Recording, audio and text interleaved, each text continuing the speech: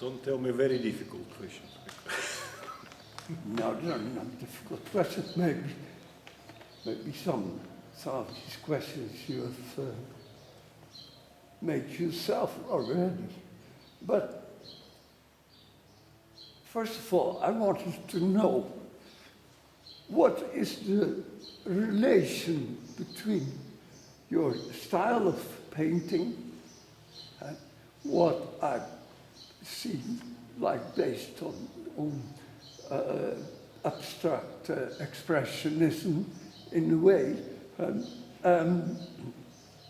and the subjects that you are using.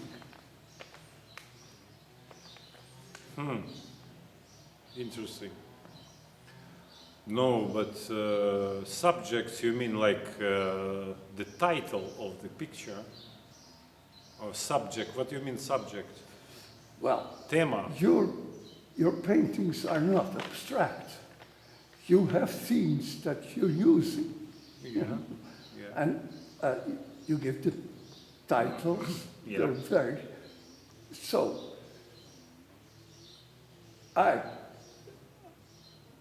wonder, and well, actually that is also, as I painted myself, often the problem, what it means the choice of a certain style of painting to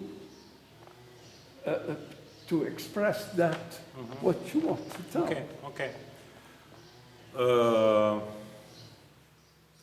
I would say I don't really into this difference between abstract, non-abstract, figurative, non-figurative. I think any abstract at the same time as a figurative at the same, I mean, for me it's a little bit artificial labeling of things, you know. Any picture you can regard as a compilation of the color, you know, color marks on the support, so it's kind of abstract anyway. And at the same time, in any abstract, almost in any abstract picture, you can construct some figurative elements if you want to see it like this, you know. So for me, it was never I was never busy with this, if it's like abstract or not. Well, certainly I love abstract, so-called abstract expressionism. I just love the painter many painters who use this. So if I understand well, you mean to say that if you had to choose between the subject or however you call it, or the theme, and the painting, that you would choose for the painting? I think that each painting has its own plastic thema, like internal problem of the painting, you know, so to say, problem, who should have been resolved. And what painter do is resolving this problem. And if it's doing good, you have a picture finally, you know. So all of these titles, like so I called it, yeah. The picture is the purpose. Yes. Yeah. The picture is the purpose. But I would say that there's like not one level. There's one level of the picture itself. It's kind of autonomous, you know. It's after you finish it, it lives his own life, like it's existing his own existence, you know.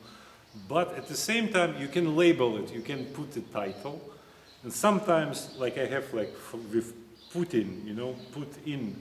It's kind of the game of the words and the meanings also. This you can attach additional meaning to it But this is, I would say, this a little bit like play, you know, play with the person who will regard it.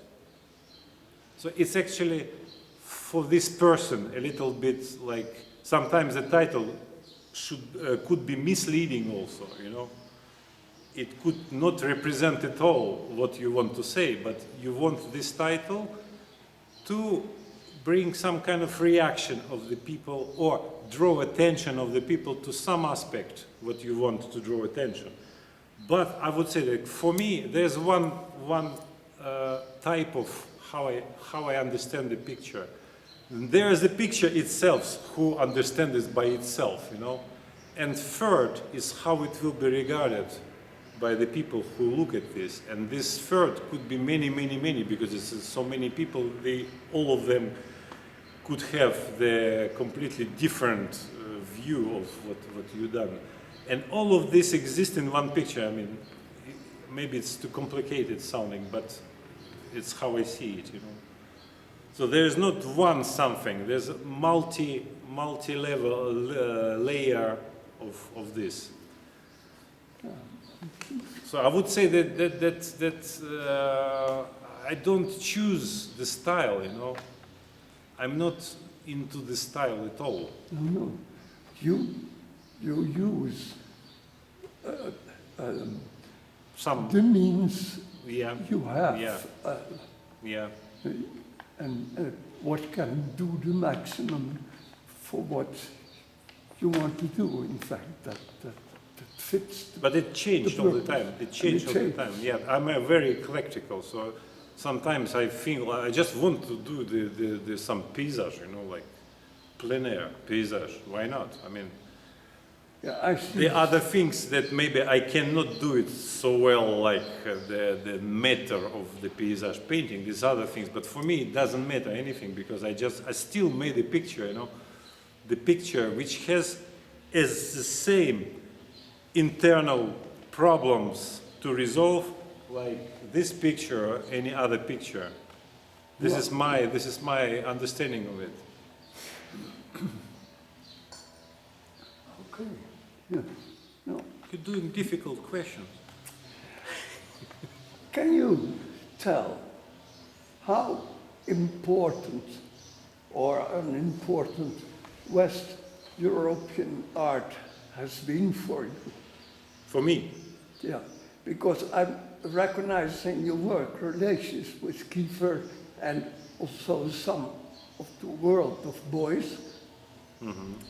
And this relation with German art, is that coincidence? No, of course not, no. Well, probably this is connected with my music making because actually if you're a musician, especially if you're a musician in Russia, all musical education is based on German musical aesthetic, cultural aesthetic, you know. Almost all of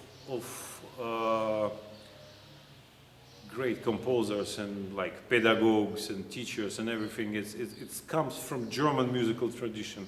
So actually when you study music in Russia, you, from the very early age, you're exposed to this, you know. And for me it's very familiar.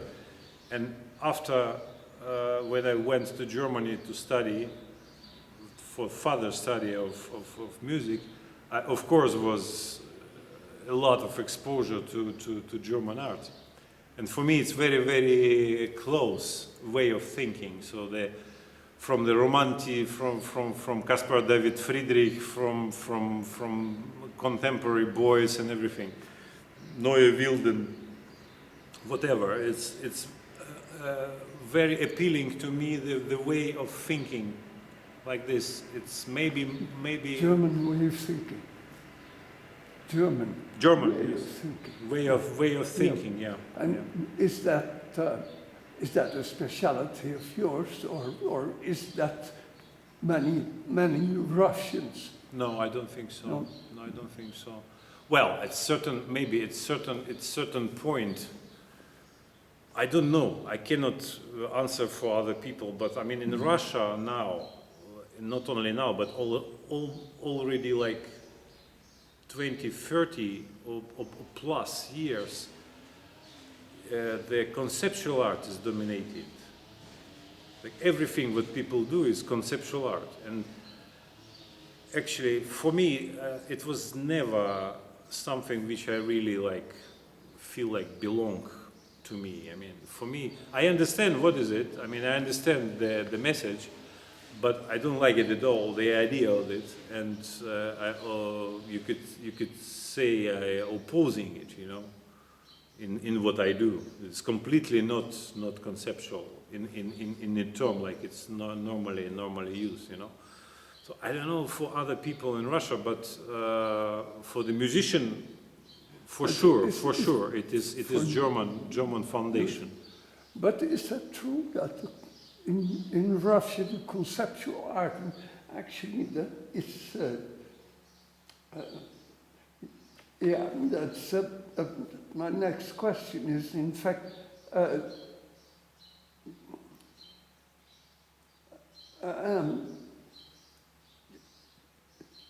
because of the Iron Curtain, Yeah. East and West Europe have been separated for many years. Yes. You know.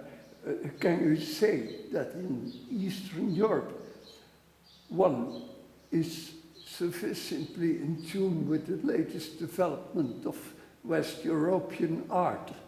Yeah, this is a good question, yeah. Well, actually, I really believe that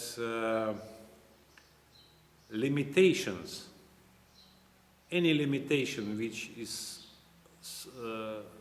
which artist or person who doing the art in any form, if he meets certain limitations, and of course in Eastern Europe or the Soviet Union it was the closed society, you know, and it was kind of repression also against the people who express in certain styles and so on and so on. It's all known. But I really believe that this helped in some strange way to produce some kind of aesthetic which is interesting because of this limitation.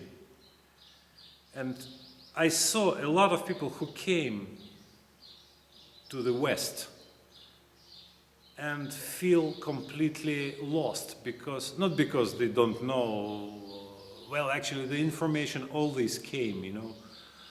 Of course it was all closed, but they were also the visitors who bring the literature, all this literature were copied and in reproduction and so on. So maybe not in this like mass numbers, but still, I mean, the people who wanted to know what's going on, they were pretty much updated.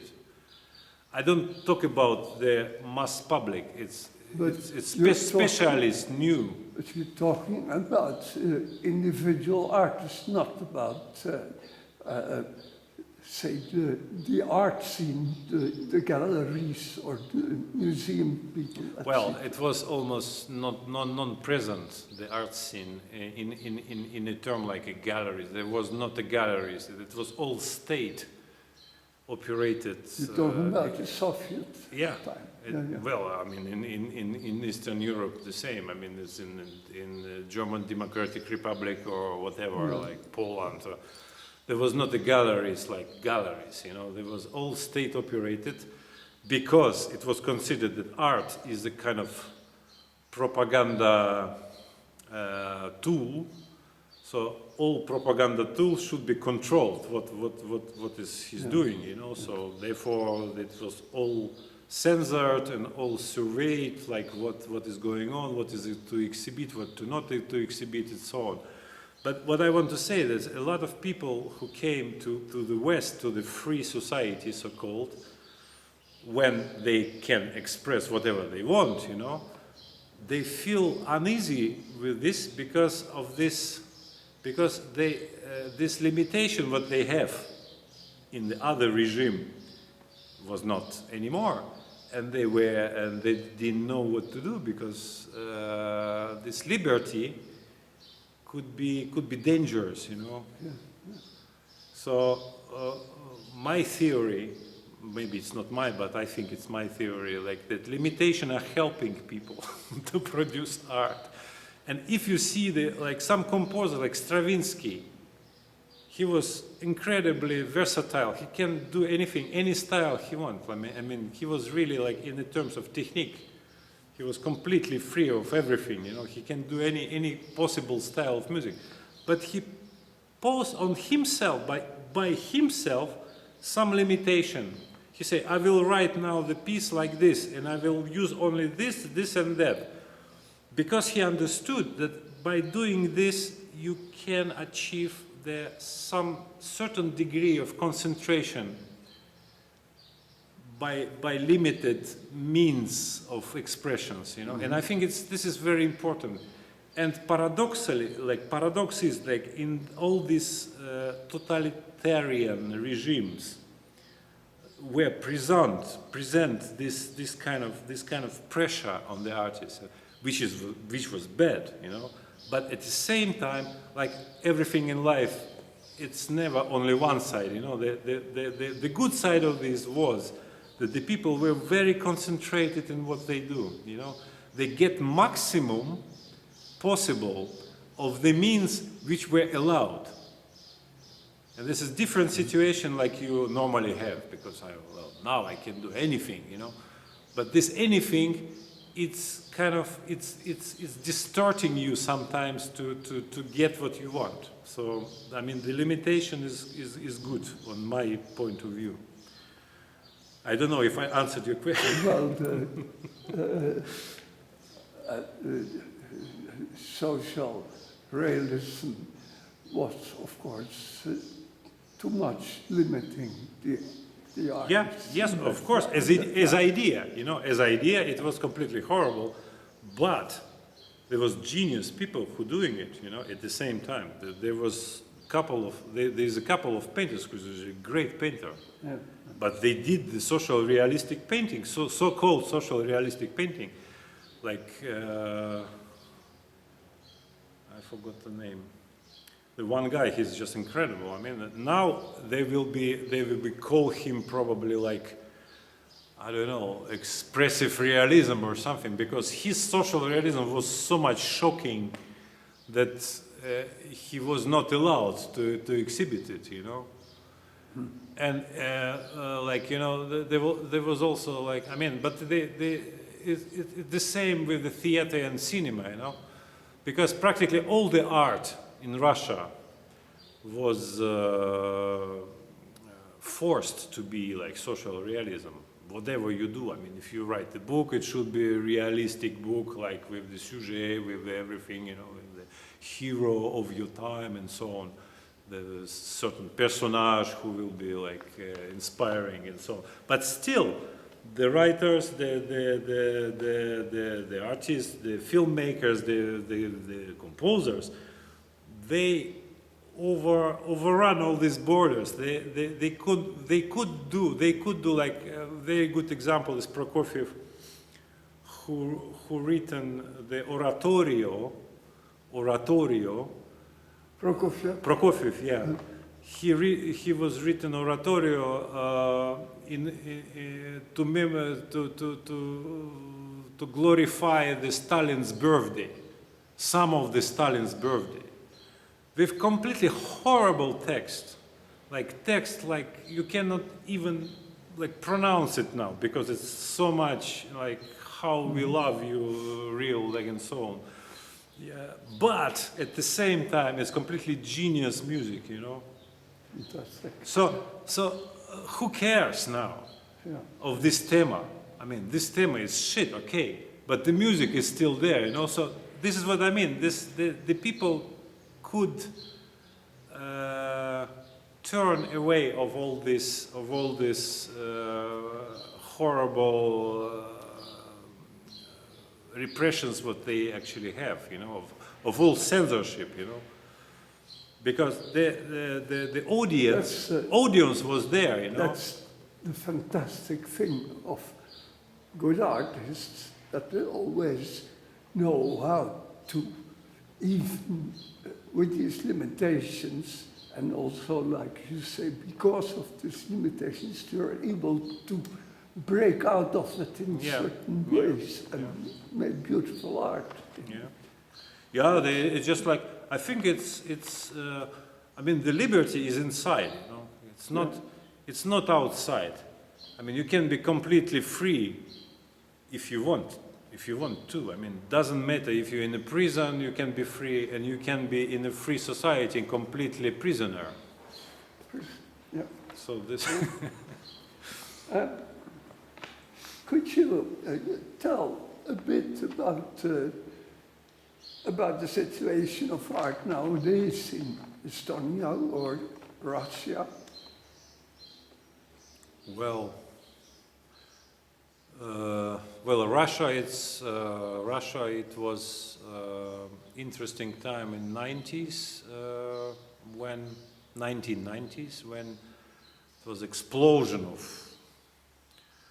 of galleries, of like activity connected to art making, art buying, art selling, and so on. Yes, it was really.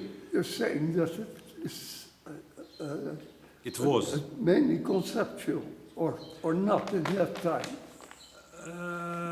No, I don't know for what reason, but it's really like Russian art scene is very, very concentrated on the conceptual art, on the performances, on the installations, and so on.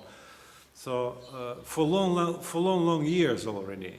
And when for example, now, of course, there's a lot of other styles present, but the mainstream, like the things which are busy with the gallerist who buying it or promoting it, you know, there are some galleries who still operating in Russia. I mean, not that as it was before. But is that maybe because just like it was in Europe, like here in the West, that it reminds me of about, let's say, 10, 15 years ago. It was like that also. Well, I mean, in Holland anyway. Yeah. I was really annoyed by it because all the galleries were busy with that. And I think that time is over. That's changing. Well, it could be also that some of the artists which gain kind of fame in West, they are in this kind of conceptual art vein, you know. But not only, but I mean, there are quite a lot who are famous in America, like Kabakov. For example, Ilya Kabakov is with all his installations, you know, and so on. So I don't know why it is like so long in Russia. I don't have any explanation actually, because it's also annoying for me because it's kind of diminution of the scope, of possible scope, which present. But as I say, I mean, the galleries numbers now is reduced dramatically, I would say. In Russia, big cities in Russia, also, like Moscow. Yeah.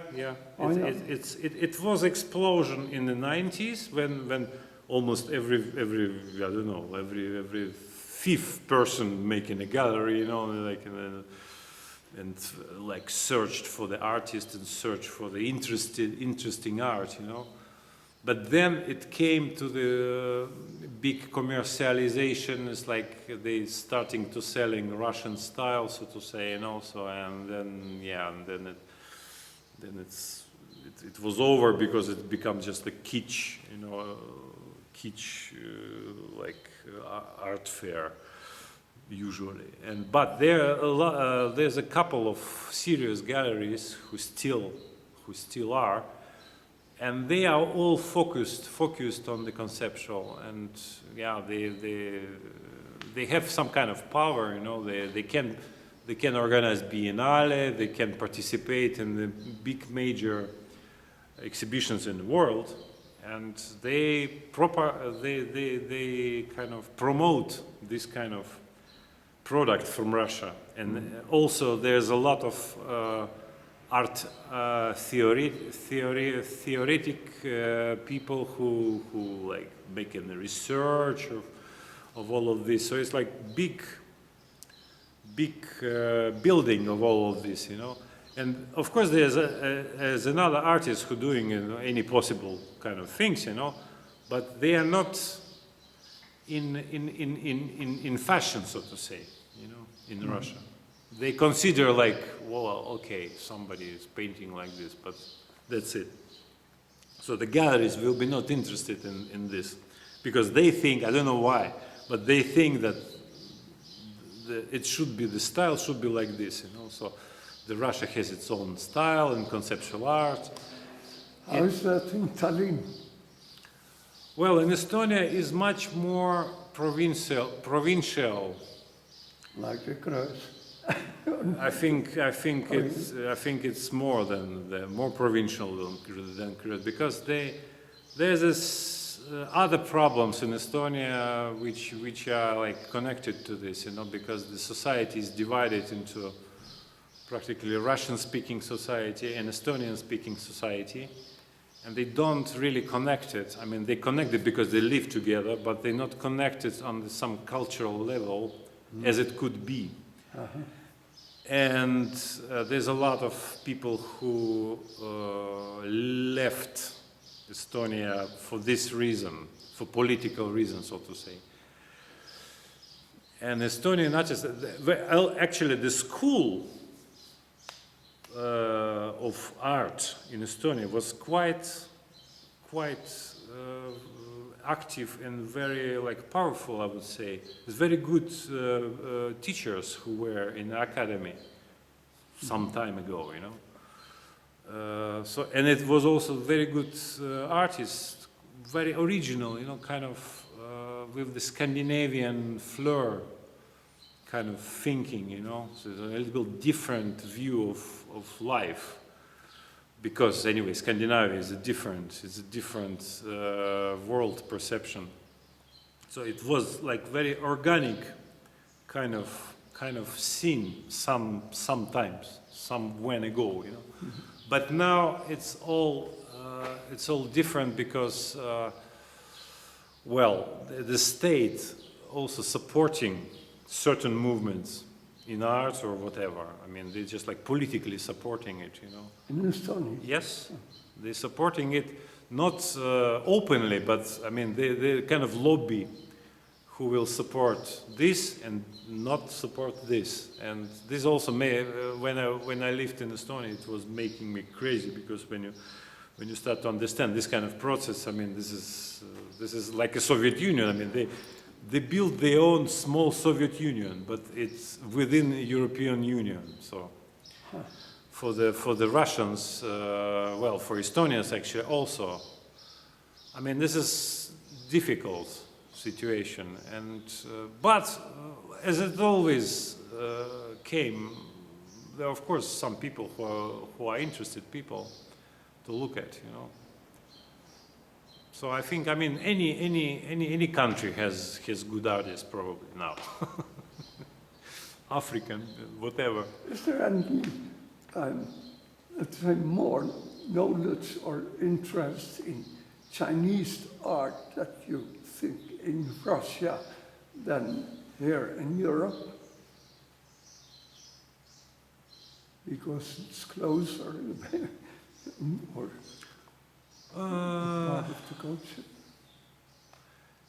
Well, it's difficult for me to say, because for me, Oriental, so-called Oriental art, well, I kind of, long time ago already realized that the dominance of the Western art is something which is also artificial.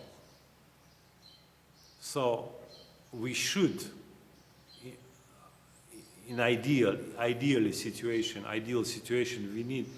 we need to regard the art like a whole, you know, not only like a Western part of it, you know. And especially when you go to any museum which is dealing with the folk folk art or like primitive, so-called primitive art, you will sense it that this is very like vast territory of really interesting ideas and solutions, which could be completely different aesthetically to us, but still they are. I mean, and even I would say the Western art is a smaller part compared to the world of art, you know.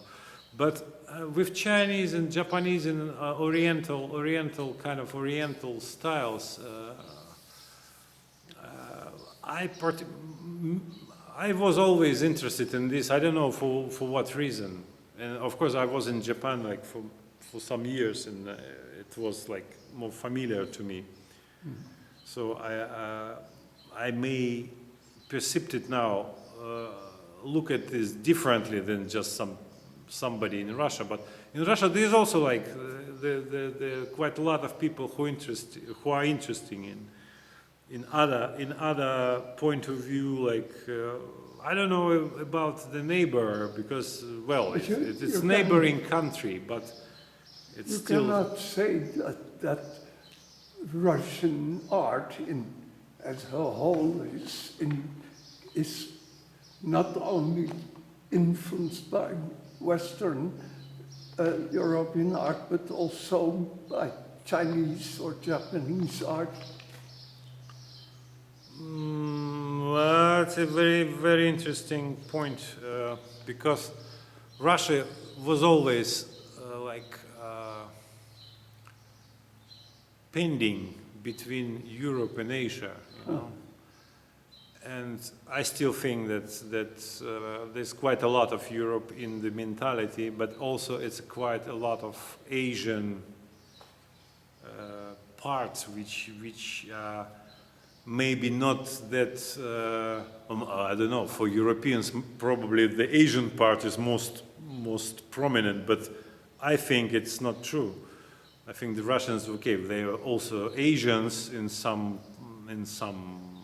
degree, but they're actually Europeans and on the mentality in general, you know.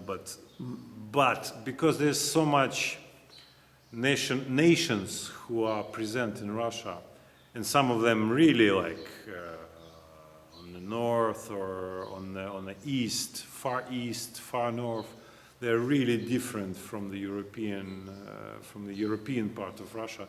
So Russia is very like mixed, and of course there are a lot of. And you have artists among them. Yes, These artists are also Russian but artists. at the same time, all the time the Russian artists who are studied, so to say, artists who came to the school, all the school of arts were always based in the 19th centuries. It was Italy who was like example how it should be done, you know.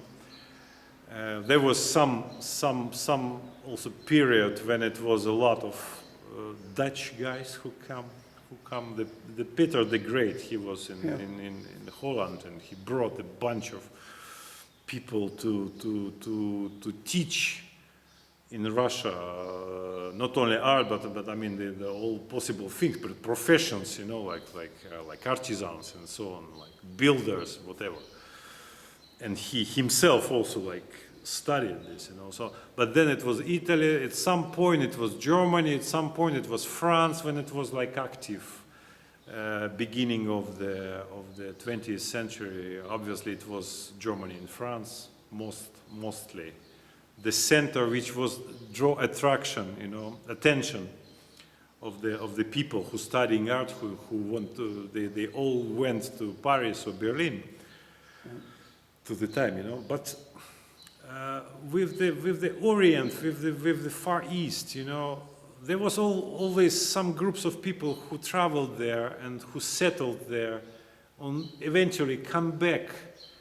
And there also, like, not so many, but there was a people who come from China, from Japan, to live in Russia, you know, and some of them were very good artists, you know. And of course there was kind of like, if you ask people on the street what is calligraphy, usually they will tell you calligraphy is a Chinese something, you know, like so there are some kind of understanding of it, but I really don't think there's this kind of influence which you can say it's influential, you know.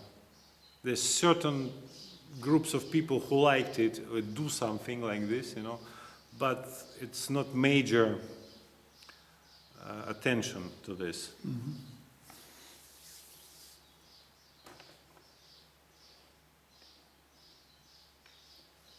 Yeah, I asked you that already. On what kind of art they focus on abstract, on figuration, or concept. Well, that's what we basically have been talking about.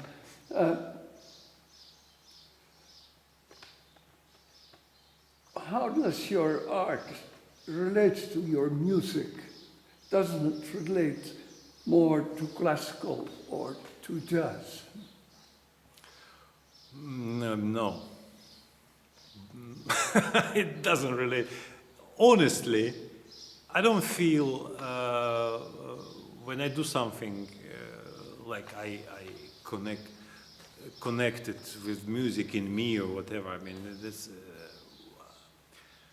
I still think it's completely different medium, you know. Well, it has some qualities which are general for the both. I mean, when you do music, there are certain laws of composition or whatever. I mean, which could be connected to visual construction or visual laws, you see, but for me personally, I don't have something which, like, particularly when I do the picture, I hear some music. Oh no, I don't have this kind of. I would not think that what you're saying now and what you just before said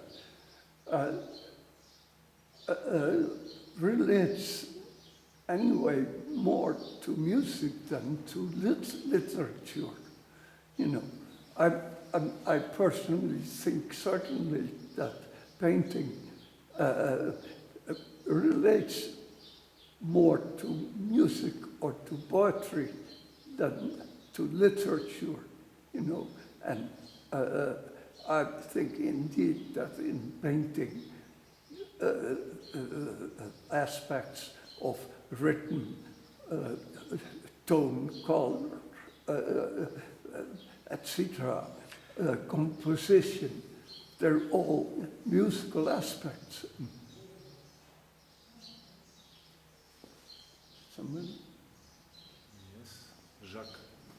Okay, stop maybe. Oh, yeah.